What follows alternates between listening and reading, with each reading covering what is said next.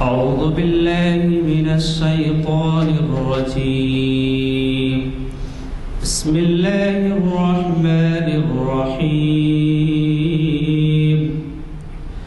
إنا فتحنا لك فتحا مبينا ليغفر لك الله ما تقدم من ذنبك وما تأخر ويتم نعمته عليك ويهديك صراطا مستقيما وينصرك الله نصرا عزيزا هو الذي أنزل السكينة في قلوب المؤمنين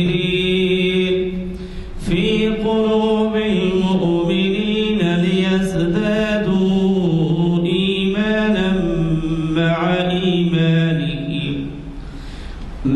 إيمانهم ولله جنود السماوات والأرض وكان الله عليما حكيما صدق الله العظيم. بسم اللہ الرحمن الرحیم. والذین استجابوا لربهم واقاموا الصلاة وامرهم الشورى بینهم ومما رزقناهم ينفقون. صدق اللہ العظیم. یہ آیت سورہ شورى کی 38ویں آیت ہے اور اس کے اندر اللہ تعالیٰ مسلمانوں کو خصوصی طور پر مومن بندوں کے لیے چند خصوصیات بیان کرتے ہیں کہ اس کے اندر مسلمانوں میں کیا خوبیاں ہونی چاہیے اور ان کے کردار کیسے ہونے چاہیے. اللہ تعالیٰ اس آیت کے اندر بیان فرماتے ہیں. پہلے حصے میں اس آیت کے والذین استجابوا ربهم، اللہ تعالیٰ فرماتے ہیں کہ نیک بندے مومن بندے وہ ہیں جو اللہ کے ہر حکم کی تعمیل کرتے ہیں. جس بات کا حکم دیا گیا ہے عمل کرنے کا، نیکیوں کا، اس کے اوپر عمل کرتے ہیں، اور جن باتوں سے روکا گیا ہے اس سے جو ہے وہ خود رکتے ہیں. یہ مومن بندوں کی شان ہے. اور اس کو اللہ تعالیٰ اس آیت کے اندر واضح طور پر پیغام دیتے ہیں کہ ایک مومن بندے کو اسی طریقے سے رہنی چاہیے کہ نیکیوں کی دعوت دیں اور برائیوں سے لوگوں کو بچائیں. اور پھر دوسری خوبی یہ بتائی گئی کہ واقاموا الصلاۃ، ہمیشہ نماز کی پابندی کرتے ہیں. کسی بھی حالت میں وہ نماز ترک نہیں کرتے بلکہ ہمیشہ وہ نماز کی پابندی کرتے ہیں. اور تیسری بات جو بہت ہی اہم ہے جو مسلمانوں کے لیے لاہی عمل بنا لینی چاہیے وہ یہ ہے کہ وہ امرهم الشورى بینهم، ہمیشہ وہ اپنے تمام معاملات رائے اور مشورے سے طے کرتے ہیں. انڈیویجول کوئی فیصلہ نہیں کرتے، چاہے وہ معیشیات میں ہو، سماجی زندگی کے اندر ہو، گھریلو کام کاج میں ہو.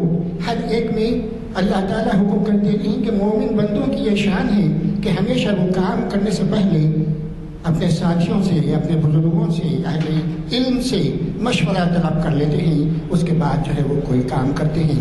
اس کے بعد اللہ تعالیٰ چوتھا خصوصیت، چوتھی صفت مومنوں کی بتاتے ہیں کہ اللہ تعالیٰ یہ جو مومن بندے ہوتے ہیں مما رزقناہم ينفقون، ہم نے ان کو جو کچھ دیا ہے اس میں سے وہ خرچ کرتے ہیں اللہ کی راہ میں، صدقہ، خیرات، زکوٰۃ وغیرہ. یہ اہم پیغام الحمدللہ اس آیت کے اندر ہم کو ملتا ہے، اور اس آیت کی روشنی میں ہم کو اپنی زندگی کے لاہی عمل کو ترتیب دینی چاہیے.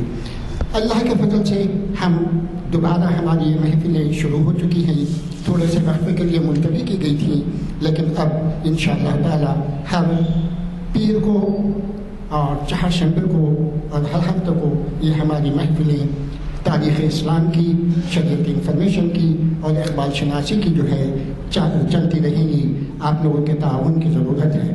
اور آج کے بارے میں الحمدللہ ہمارے جانے پہچانی شخصیت جناب نیر صاحب، ضیاء الدین نیر صاحب، جو بڑی فعال شخصیت ہیں اور تعمیر ملت کے صدر ہیں، بلکہ انہوں نے تعمیر ملت کی یعنی نشاط ثانیہ میں بڑا اہم کردار ادا کیا ہے، اور وہ جو ہے بڑے جو ہے ادبی اور جو ہے ثقافتی محفلوں میں جانی پہچانی شخصیت ہیں۔ ایک تو جو ہے وہ بڑے اسکالر ہیں، اقبالیات کے بھی، اور قرآن کے اوپر بھی آپ کا کافی جو ہے دسترس حاصل ہے ان کو، اور جو ہے وہ آج مخاطب کر رہے ہیں ہمارے اس محفل میں جو ہے 900 اسلام شریعت، یہ آپ کے جو ہے تاریخ اسلام کی 947 نشست ہے، اور اس کو جو ہے عنوان آپ نے دیا ہے آج کل کے حالات کے تناظر میں، جنگ آزادی کے تناظر میں بہار اور بنگال کا کیا رویہ ہے، کیا کردار تھا، اس کو مخاطب کریں گے آج جو ہے ہمارے ضیاء الدین نیر صاحب۔ میں درخواست کرتا ہوں۔ جی ہاں، الحمدللہ اب تک جو ہے آپ کے 200 سے زیادہ لیکچر ہو چکے ہیں، اور وہ نہ صرف یہاں پر بلکہ جو ہے آپ کے گلشن اقبال میں، پھر نارائن گڑا میں جو ہے ان کا ہیڈ آفس ہے وہاں پہ، اور پھر آن لائن بھی ان کی جو ہے لیکچرز چلتے ہیں، اور بڑے شوق و ذوق سے جو ہے لوگ اس کی سماعت کرتے ہیں، دیکھتے بھی ہیں، اور آپ کا جو ہے پورا بیان اخباروں میں سرخ روشنیوں سے یعنی سرخیوں میں جو ہے بڑی جو ہے عبارتوں میں جو ہے شائع ہوتا ہے۔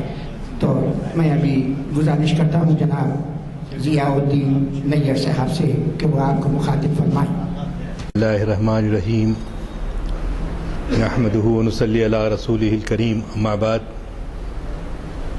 محترم عالی جناب غلام یزدانی صاحب سینئر ایڈوکیٹ اور برادران عزیز،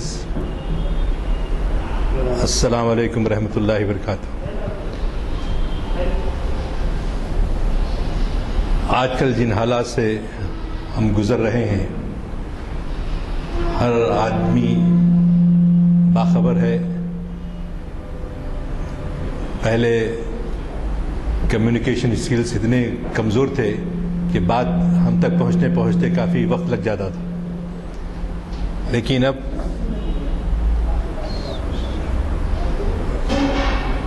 منٹوں کے اندر جو صورتحال ہے وہ پہنچائی جا رہی ہے۔ اس سے ایک فائدہ تو یہ ہے کہ ہم کو اطلاعات مل جاتی ہیں، اور دوسرا معاملہ یہ ہے کہ ایک ہم میں مایوسی پیدا ہوتی ہے کہ لوگ اس طرح سے جو مل کر رہتے تھے، حتیٰ کہ پڑوس میں بھی، محلے میں بھی، شہر میں بھی، لیکن اب آنکھیں چرانے لگے ہیں۔ یہ بات مختلف عنوانات کے تحت یہاں پر میں نے آپ کے سامنے رکھی کہ قرآن شریف کا مطالعہ ہم کو اس بات کی تلقین کرتا ہے، یقین دلاتا ہے کہ آپ کسی صورت میں مایوس نہ ہوں۔ مایوسی کفر ہے۔ لا تقنطوا من رحمت اللہ، لا تعیسوا من روح اللہ۔ اللہ کی رحمت سے مایوس نہ ہونا ہے، اللہ کی رحمت آئے گی۔ ایسا معلوم ہوتا ہے کہ آپ نے دیکھا حضرت موسیٰ علیہ السلام کا پیچھا کرتے ہوئے فرعون یہ سمجھا کہ میں دریا پار کر جاؤں گا۔ جی، حضرت موسیٰ علیہ السلام اپنے بنی اسرائیل کے ساتھ بیچ دریا میں سے گزر کر خشکی کے دوسرے طرف آ گئے، اور اللہ نے ان کو بچا لیا۔ اور وہ لوگ جو سمجھ رہے تھے کہ ہمارے لیے بھی راستہ کھل گیا ہے، لیکن وہ اسلام کے اور حضرت موسیٰ علیہ السلام کے دشمن تھے، تو وہ ان کو اللہ نے غرقیاب کر دیا۔ تو یہ آج سے کوئی 3000 سال تقریباً پہلے کا واقعہ ہوگا۔ آج ایسا نہیں ہوتا۔ یہ بے یقینی کی کیفیت نہیں ہونا۔ ہم کو سب سے بڑی اہم چیز یہ ہے کہ کل ہی ایک صاحب جو آپ کے رات میں وہ ٹی وی دیکھ رہا تھا،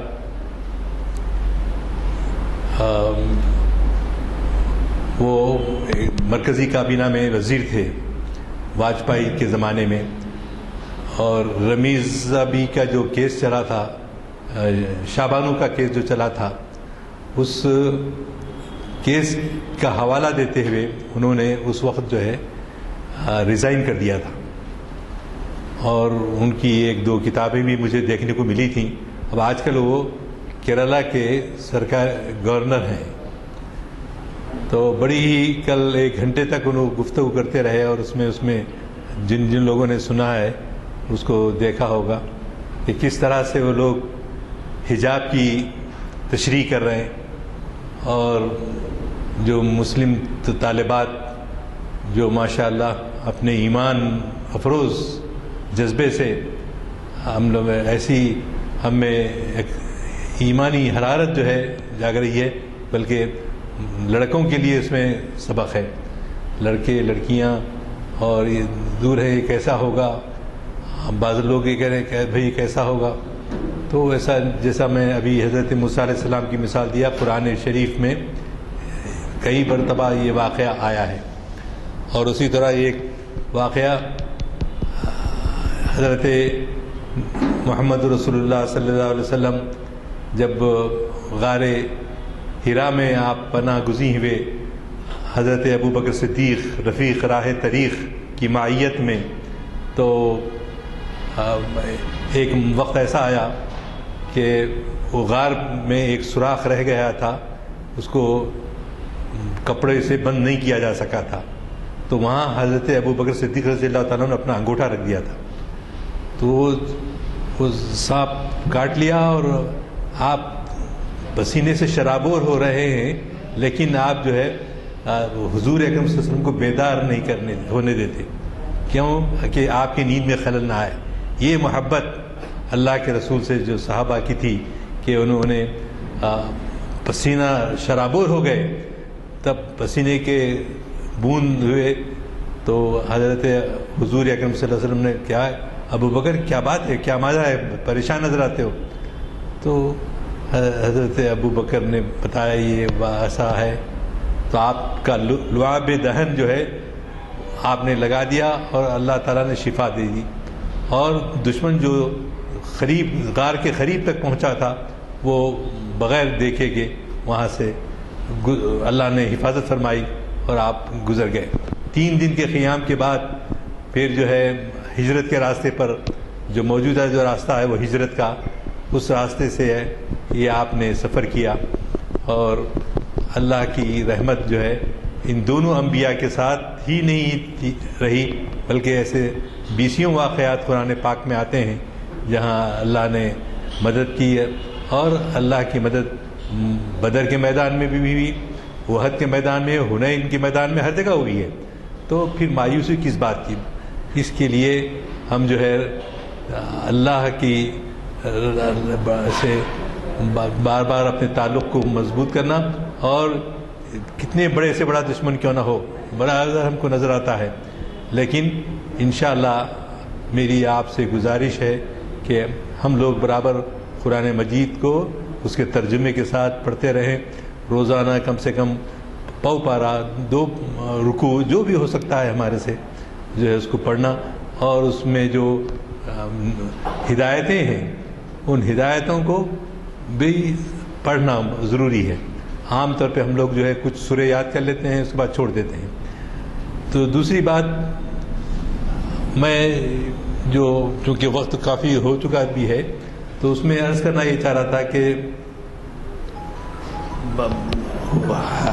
ہمارے بزرگوں کی اتباع کرتے ہوئے لوگوں بعد میں جو اللہ کے نیک بندے آئے، اور انہوں نے بھی حضرت خواجہ معین الدین چشتی رحمۃ اللہ علیہ کا اس ہفتے میں عرس بھی ہوا، تو ان لوگوں نے دین کو پھیلانے کے لیے جو جدوجہد کی، جو کنٹریبیوشن کیا، وہ جو ہے ہم اس کو بھلا نہیں سکتے ان بزرگوں کے. لہذا ان کی زندگیوں کو بھی ہم پڑھیں، اور یہ کہ قرآن مجید کی روشنی میں ان لوگوں نے اسلام کی تبلیغ کیسے کی، پوری ہمت کے ساتھ. اس ملک میں جب پہلی مرتبہ محمد بن قاسم حملہ آور ہوئے تو ان کے ساتھ صرف 6,500 کی فوج تھی، اور وہ صرف جو ہے 16.5 سال کے 17 سال کے تھے. اور اتنا کم نوجوان لڑکا جو ہے 6,500 فوج کو لے کر سندھ کے علاقے پر حملہ آور ہوتا ہے، اور اللہ پر بھروسہ کرتے ہوئے ان لوگوں کو بہت ہی کم وقت میں کامیابی ایسی ملی کہ ملتان تک پہنچ گئے وہ لوگ، اور ملتان تک پہنچتے پہنچتے جو ہے 50,000 لوگ مسلمان ہو گئے، 1-2 نہیں 50,000 لوگ مسلمان ہو گئے. اور یہ سلسلہ بعد میں بھی جاری رہا. ہمارے جگن موہن ریڈی ایک وائس چانسلر عثمانیہ بھی گزرے ہیں اور جسٹس بھی گزرے ہیں. میں سمجھتا ہوں حضرت آپ جانتے ہیں چیف جسٹس. تو وہ انہوں نے ایک وقت اپنی تقریر میں کہا تھا کہ اگر اسلام پہلے ہی منزل میں، پہلے ہی دور میں جو محمد بن قاسم کا تھا، اگر اسی پر عمل کر جاری و ساری رہتا تو آج ہندوستان میں کوئی بھی غیر مسلم نہ رہتا. تو لیکن ہم لوگوں سے غفلت ہوئی، ہم رک گئے، اور بعد کے جو بادشاہ ہے وہ ملک گیری، زیادہ سے زیادہ ایریا کو قابض کرنا، بادشاہ بننا، اس طرح سے انہوں نے کیا. لیکن اسلام کے لیے، تبلیغ کے لیے جو کام ہونا چاہیے تھا وہ کام نہیں ہوا. اور موجودہ حالات میں بھی بالکل آپ دوسری چیز میں آپ سے کہہ رہا ہوں کہ یہ عملی تجربہ ہے. ہمارے پاس روزانہ ایوریج 5 سے 6 لوگ جو ہے مشرف با اسلام ہوتے ہیں. تو یہ کیسا ان کے دل کو پلٹتا ہے اللہ تعالیٰ، آپ خود دیکھیے کیسے ان کے دل میں جو ہے ایمان کی حرارت پہنچتی ہے. تو یہ جو ہے چیزیں ہیں جو ہم کو سامنے رکھنا ہے. اور اس زمانے میں جب سب سے پہلے، اب عام طور پہ یہ کہا جاتا ہے کہ بھئی اسلام جو پھیلا شمشیر کے زور سے پھیلا، بالکل غلط. شمشیر کے سے نہیں پھیلا، خوش اخلاقی سے، جی محبت سے، اسی اسلام پھیلا ہے. اور ہم کو یہی، ہم سب سے بڑی ہماری یہ ہے کہ ہم سب کے ساتھ خوش دلی کے ساتھ رہنا چاہتے ہیں. ہمارے جو بزرگ ہیں جو دین کو پھیلانے کے لیے جنہوں نے کام کیا، اس میں دیکھیے حضرت شاہ ناناتوی رحمۃ اللہ علیہ. یہ کون تھے؟ یہ ناناتوی رحمۃ اللہ علیہ فاؤنڈر آف دیوبند. اور حاجی امداد اللہ مہاجر مکی، مکے آپ سفر کر گئے تھے. اور حضرت اسماعیل شہید رحمۃ اللہ علیہ، حضرت شاہ ولی اللہ رحمۃ اللہ علیہ. آپ 1-2 نہیں، میں نے اسی لیے کہ زبانی بہت ساری کتابیں نام چھوٹ جائیں گے، تقریباً 500-600 لوگ جو ہے ایسے لوگ ہیں جنہوں نے اسلام کی تبلیغ کے لیے اپنے آپ کو جہاد کیا. اور حضرت شہید رحمۃ اللہ علیہ نے جو ہے اپنے بیٹے کو نہ صرف جانشین بنایا بلکہ جہاد کا فتویٰ دیا. جہاد کا فتویٰ دیا. یہ سب کون کرے؟ یہ مسلمان علماء، مسلمان مدارس کے پڑھنے والے، پڑھانے والے. آج بھی ہمارے علماء کی اور مسجدوں کی کتاب، اس میں ان کو اپنے پیشرو جو گزر چکے ہیں ان کی ہم کو پیروی کرنا ہے. اور دین کو جو ہے کہ کیا ہوگا کیا نہیں، تذبذب میں مت رہیے، بلکہ اللہ کی مدد آئے گی، اللہ کی مدد ضرور رہے گی. اور خاص طور سے ہمارے اہل علم لوگ جو ہیں اس کو آگے بڑھائیں. چنانچہ اس میں بہت ساری، ایک بڑا المیہ یہ ہے کہ آج ہمارے نوجوان نسل اس سے بہت کم واقف ہے کہ جنگ آزادی میں مدارس اسلامیہ، بزرگان دین بھی قربانیاں پیش کی ہیں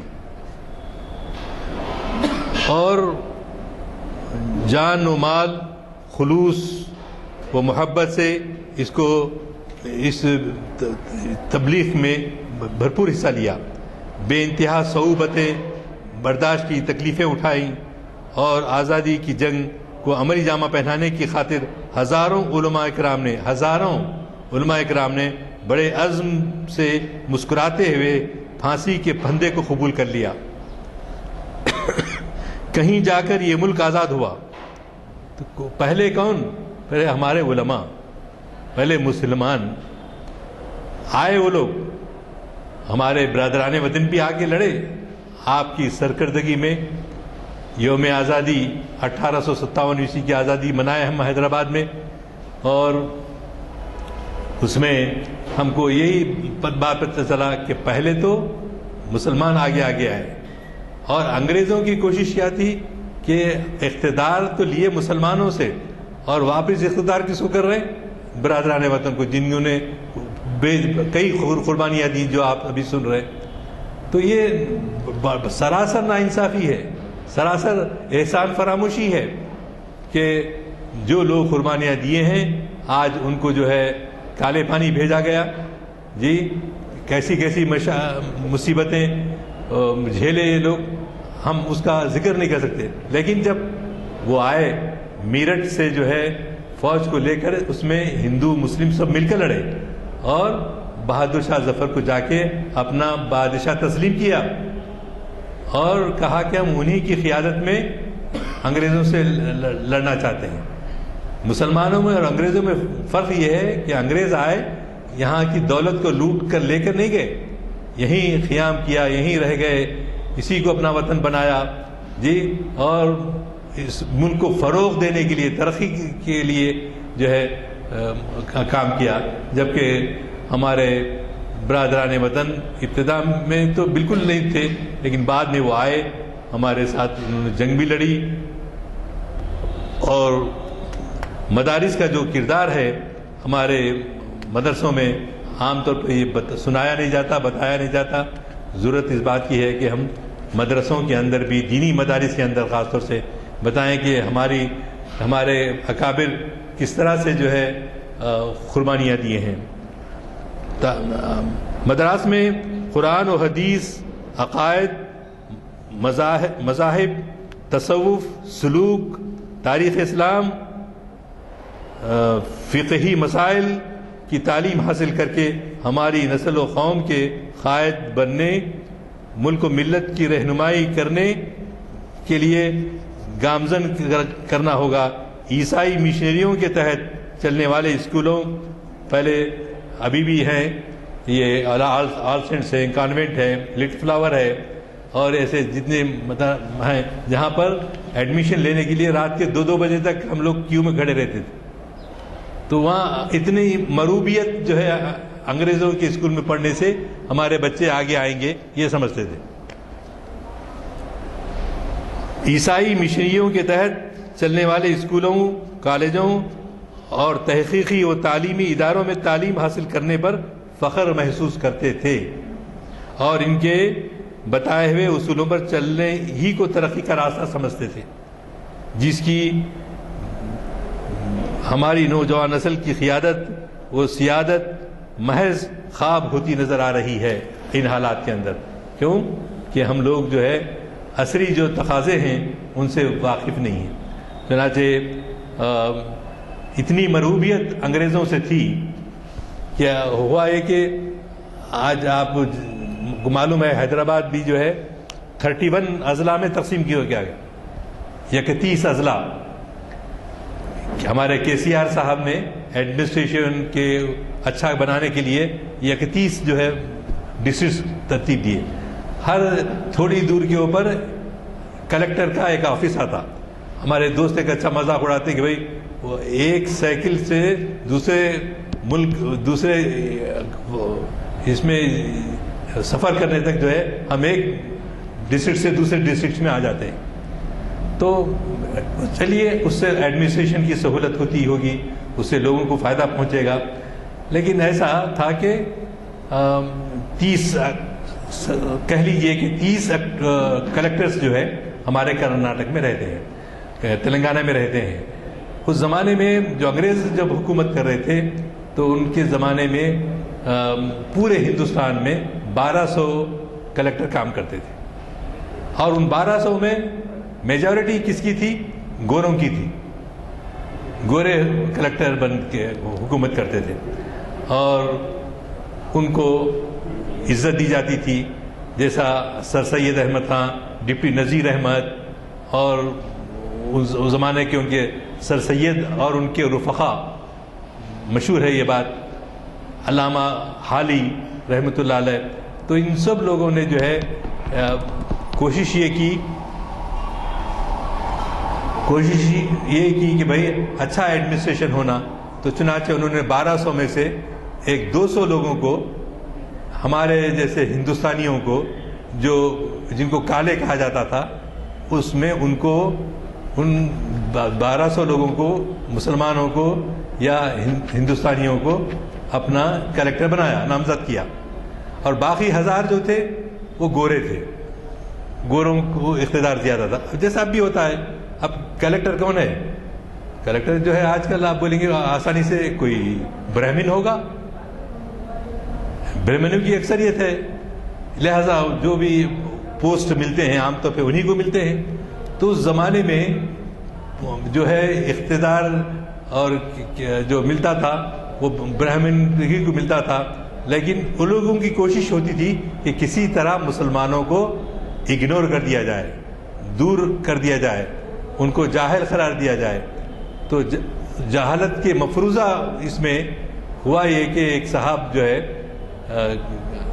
لوکل حیدرآبادی کلیکٹر تھے اور ان کے گھر کو ملنے کے لیے ایک گورا کلیکٹر آیا. تو دیوان خانے میں ان کے والد بھی بیٹھے ہوئے تھے، ہمارے مسلمان کلیکٹر کے والد، انہوں بیٹھے ہوئے تھے. اب ان کو شرمندگی ہوئی کہ ایک گورا ہمارے گھر میں آیا ہے، اور اس گورے کو جو ہے اگر میں والد صاحب سے تعارف کراؤں کہ یہ میرے والد ہیں تو میری بے عزتی ہوگی. اتنی مرعوبیت. تو ہم کو مرعوب نہیں ہونا ہے. تو بہرحال ہوا یہ کہ ان کے والد بھی ہوشیار تھے. تو لڑکے نے تعارف کراتے ہوئے گورے کلیکٹر سے کہا کہ یہ میرے جو ہے والد کے دوست ہیں. کہنے پر جو ہے وہ بڑے میاں ان کے جو والد تھے سمجھ گئے کہ ان جو ہے مروب ہو کے یہ کہہ رہا ہے.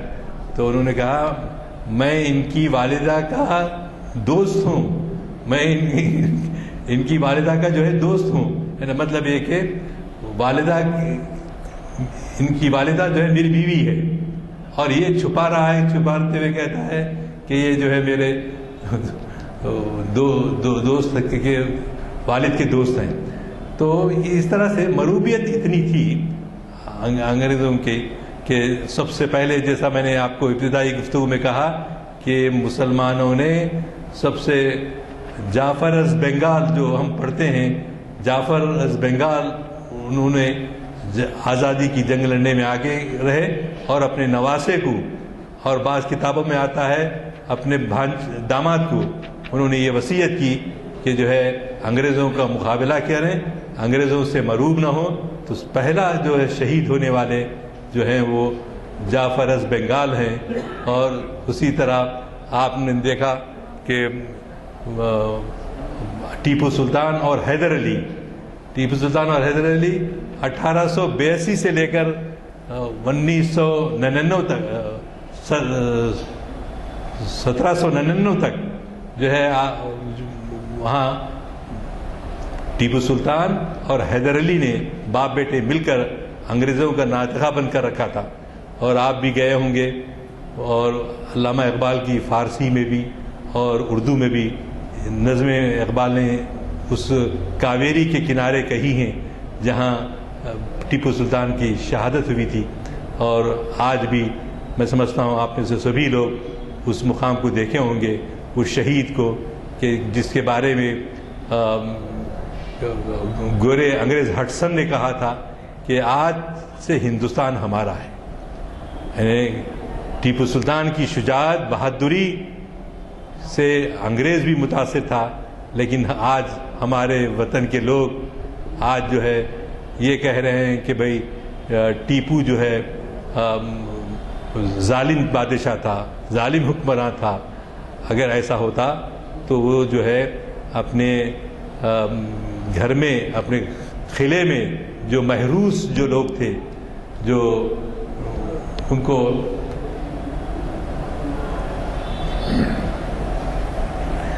محروس تھے، وہ دوپہر کا کھانا کھاتے بیٹھے ہوئے تھے، اطلاع اندر آئی کہ کوئی دشمن جو ہے قلعے کے اندر گھس آیا ہے، تو یہ سمجھ گئے۔ چنانچہ وہاں پہ بنگال میں بھی یہی ہوا کہ بنگال میں بھی جو ہے لوگ جو ہے غداری کرے، ہاں، اپنے ہی وطن کے لوگوں سے غداری کرے، اور اس وجہ سے جو ہے شکست ہوئی تھی، اور وہی کام ان ظالموں نے سرنگا پٹم میں کیا، اور دشمن اندر گھس آیا تو سلطان سمجھ گئے کہ اب میرا آخری وقت آ چکا ہے، چنانچہ وہ ہاتھ میں شمشیر لے کر مقابلہ کرتے ہوئے شہید ہو گئے۔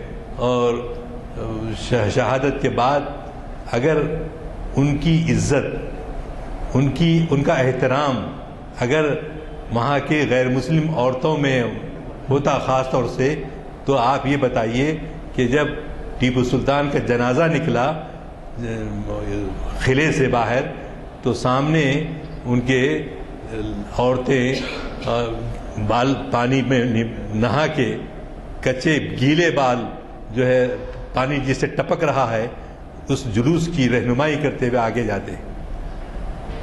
تو اگر ٹیپو سلطان سے محبت نہ ہوتی ان ہندو ہماری بہنوں کو، تو کیوں جو ہے وہ لوگ یہ اظہار کرتے کہ ہم اس سے عقیدت رکھتے ہیں بادشاہ سے؟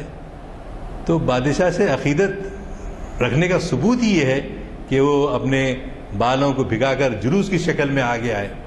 تو معلوم یہ ہوتا ہے کہ یہ بات کہ اب لوگ یہ آپ دیکھ رہے ہیں گزشتہ 10-12 سال سے ہر سال تقریباً ٹیپو سلطان کی برسی آتی یا پیدائش کا دن آتا تو جو ہے کبھی ہیرالڈ میں، وہاں کا جو انگریزی اخبار ہے اس میں، کبھی حیدرآباد کے اخبارات میں جو ہے ٹیپو سلطان کی مذمت کی جاتی ہے اور ان کے کارناموں کو خراج تحسین پیش کرنا، جبکہ باہر کا دشمن جو ہے بولا کہ آج سے ہمارا ہندوستان ہمارا ہے۔ اور ان عورتوں عوام نے ان کو عزت دی اور ان کو جلوس کی شکل میں قلعے سے باہر لے کر گئے۔ یہ ثبوت ملتا ہے کہ وہاں کے عوام اس زمانے میں بھی ٹیپو سلطان کا احترام کرتے تھے اور اس کو عزت دیتے تھے، اور جو ہے حیدر علی کو بھی۔ تو ان لوگوں نے کچھ اپنی جائیداد نہیں بنائی، کچھ اپنے جو کام کیا ہے ٹیپو کے بارے میں اگر آپ پڑھیں دریائے کاویری کے آگے، مولانا ابو الحسن ندوی رحمۃ اللہ علیہ انہوں نے بھی ایک کتاب اس بارے میں لکھی ہے۔ تو آپ خاص طور سے نوجوانوں سے میری گزارش ہے کہ وہ مولانا علی میاں رحمۃ اللہ علیہ کی اور بھی کتابیں ہیں ہمارے پاس، ہماری لائبریری میں تقریباً 30-35 کتابیں ٹیپو سلطان پر اور حیدر علی پر ہیں۔ جن اصحاب کو دلچسپی ہو آپ ضرور جو ہے 11 بجے سے شام کے 5 بجے تک سوائے جمعہ کے آپ وہاں بیٹھ سکتے ہیں، مطالعہ کر سکتے ہیں اور اپنے نوجوانوں کو لے کے جا سکتے ہیں۔ کہ اللہ کرے کہ ہماری گزارش آپ لوگوں کے دلوں میں اتر جائے اور ہم سب کو اس سلطان سے انسپریشن حاصل کرنے کی توفیق عطا ہے جس نے اپنے آپ کو اپنے ملک کی قربانی کے لیے قربان کر دیا۔ وآخر دعوانا ان الحمد للہ رب العالمین۔ حضرات اللہ کا شکر ہے کہ آج اتنے بڑے گیپ کے بعد جب محفل کا آغاز ہوا تو مجھے ذرا توقع کم تھی، لیکن شاید ہمارے سامعین میں تعداد آج کافی متوازہ تعداد ہے۔ البتہ وہی میرا پہلا شکوہ ہے کہ تھوڑے نوجوانوں کی کمی رہتی ہے نوجوان یہاں ضرور، لیکن یہ ہے کہ ذرا زیادہ توجہ کی ضرورت ہے اس میں۔ خاص طور پہ میں ان لوگوں سے یہ کہوں گا کہ جب وہ نوجوان اپنا گروپ بناتے ہیں، پکنک کو جاتے ہیں، ہوٹلوں کو جاتے ہیں، پرانے شہر میں جائیے، راتوں میں عشاء کی نماز کے بعد جب لوگ واپس ہوتے ہیں عشاء کی نماز پڑھ کے تو اس وقت چبوتروں میں بیٹھے ہوئے رہتے ہیں نوجوان۔ تو یہ سب نوجوان کب متوجہ ہوئے جبکہ آپ ان کو توجہ دلائیں گے۔ अपनी मस्जिदों में पुराने शहर में अंदाज़ा है यहाँ पर आधे से ज़्यादा लोग पुराने शहर के हैं इस वक्त सामीन में हाज़रीन में।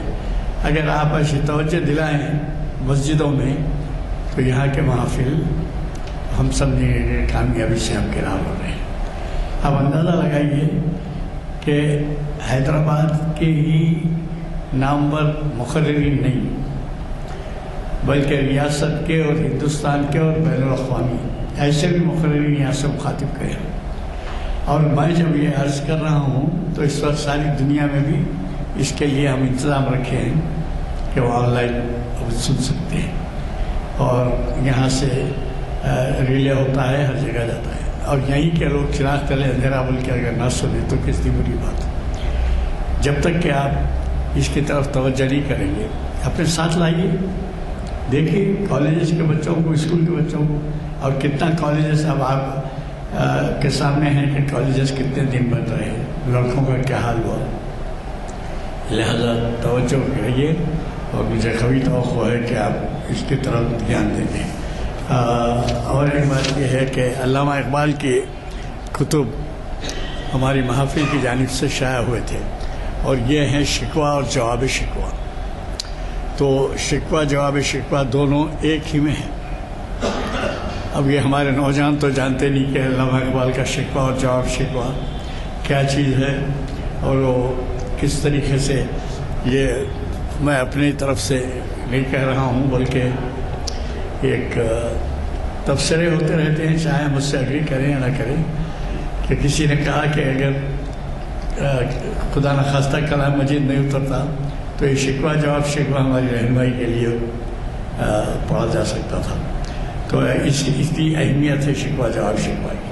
अब यह कितने नौजवान हैं जो इससे वाकिफ़ हैं, ले जाइए किताबें, ले जाइए, एक नहीं दो दो तीन तीन चार चार ले जाइए, अपने मोहल्ले में दीजिए, अपने बच्चों में दीजिए, अपने साथियों में दीजिए और साथ बैठ के इसको सुनिए, समझिए क्या है।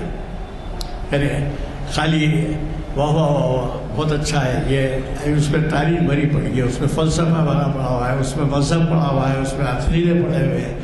देखिए सोच वाक़िफ़ तो हुई किस कदर बुरी बात है कि इतना बड़ा सरमाया। और अल्लामा इकबाल कौन थे? अल्लामा इकबाल के बारे में कहा जाता है कि उनको दुनिया में एक प्राइज़ दिया जाता है बहुत बड़े काम करने वाले को, साइंटिस्ट को, लिटरेचर वाले को। चुनांचे हमारे पास साइंटिस्ट सी.वी. रामन को मिला था नोबेल प्राइज़, और हमारे कलकत्ते से किसी टैगोर को या किसी और को मिला। तो ये जो है अल्लामा इकबाल को जब नहीं दिया गया है तो उस वक्त एहतजाज हुआ था कि इतना बड़ा शायर हमारा पैदा हुआ है लेकिन इसके साथ सलूक नहीं किया गया और आप इसको जो है नोबेल प्राइज़ नहीं दी। और नोबेल प्राइज़ के माने ये थे, एक बहुत बड़ा अमीर आदमी था, उसका कोई वर्षा नहीं थे, तो जब वो मरा, नोबेल नाम था उसका, ये नोबेल NOBL नहीं है, NOBEL है, नोबेल। नोबेल आदमी था वो अपनी तमाम जायदाद और अपना जितना विरसा तरका था वो वक्फ किया कि दुनिया में कोई अच्छा काम अगर करे तो उसके लिए जो है एक लिटरेचर का नोबेल प्राइज़, साइंस का नोबेल प्राइज़ ऐसा दिया। चुनांचे हमारे पास टैगोर को भी मिला, सर सी.वी. रामन को भी मिला और बाद में और एक हाल में किसी को मिला। बहरहाल तो यह कभी तवक्को है कि न सिर्फ आइंदा हमारे महफिल से रब्त रखेंगे बल्कि अपने साथ साथियों को लेके आएंगे। आप खुद महसूस करेंगे कि अगर वो आके बैठें तो आपके कितने मशकूर होंगे कि हमें ऐसी सोबत से। बात दरअसल ये है, फ़ारसी मखुला है, मैं फ़ारसी में तो पूरा नहीं कहता, आपका मतलब समझाता हूँ। फ़ारसी मखुला है कि इतर जो है अपनी आप खुशबू फैलाता है, अत्तार की तारीफ़ की ज़रूरत नहीं है। अतर बेचने वाला अगर आपसे ये कहे बहुत बेहतरीन इतर है, अच्छा है, आप लीजिए एक लिए, उस पर न जाइए। इतर खुद जो है बोलता है कि मैं कैसा हूँ। तो ये महफिलें ऐसी हैं, ये खुद आपको उस अतर के बराबर ले जाएंगे, पहुँचाएंगे। और जैसे मैंने कहा अगर किसी हजरात को नहीं मिले हैं तो एक कुतुब ले जाइए, अपने पड़ोसियों में दीजिए, मोहल्ले में दीजिए, आप जितने चाहें हम किताब देंगे आप। अब तक हमारा अंदाज़ा है 3-4 हज़ार कुतुब हम हैदराबाद के अतराफ वक्त हमने तकसीम करा चुके हैं। اطراف کے، بلکہ یہی نہیں گلبرگہ بھیجے ہیں، اورنگ بھیجے ہیں، مہاراشٹر بھیجے ہیں، تو وہ یہ ایسی کتاب آپ جتنے چاہیں لے سکتے ہیں۔ میں ہمارے مخالف صاحب سے دعا کی گزارش کرتا ہوں۔ البتہ ایک اور ہمارا ایک منٹ سر، ایک ہمارا اگلا جو وہ ہے وہ بھی سنا دیتا ہوں آپ کو۔ اگلے جو لیتے جائیے، آپ کو خود معلوم ہو جائے گا کہ ہمارے پاس کیا پروگرام ہے۔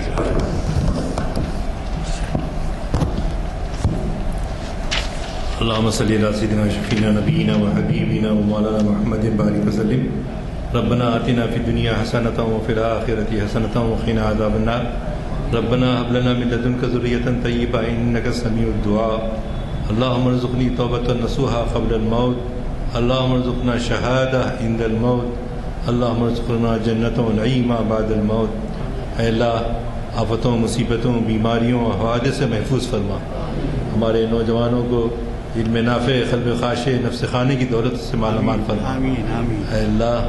اے اللہ جو پریشان حال ہیں ان کی پریشانیوں کو دور فرما۔ جو علم نافع حاصل کرنے کے لیے کوشش کر رہے ہیں ان کے لیے آسانیاں پیدا کر دیں۔ اے اللہ، حضور اکرم صلی اللہ علیہ وسلم کی سچی محبت ہم سب نوجوانوں اور حاضرین کے دل میں بیٹھ جائے، ہمارا خاتمہ ایمان پر ہو۔ اے اللہ ان دعاؤں کو اپنے فضل و کرم سے قبول فرما۔ دنیا میں جہاں جہاں مسلمان پریشان ہیں ان کو پریشانیوں کو دور کر دے، اور ہمارے دشمنوں کو توفیق دے کہ صحیح راستے پر آ جائیں، اور وہ بھی دنیا میں اس دنیا سے جب رجوع ہوں ایمان کے ساتھ رجوع ہوں۔ اے اللہ ہمارے اس محافل کو کامیاب فرما، اور اس مؤسسے محافل کو صحت و عافیت کے ساتھ رکھ، اور ہم سب میں استقامت عطا فرما کام کرنے کی، اور اچھے کام کرنے کی توفیق عطا فرما۔ ربنا تقبل منا انك انت السميع العليم وتب علينا انك انت التواب الرحيم۔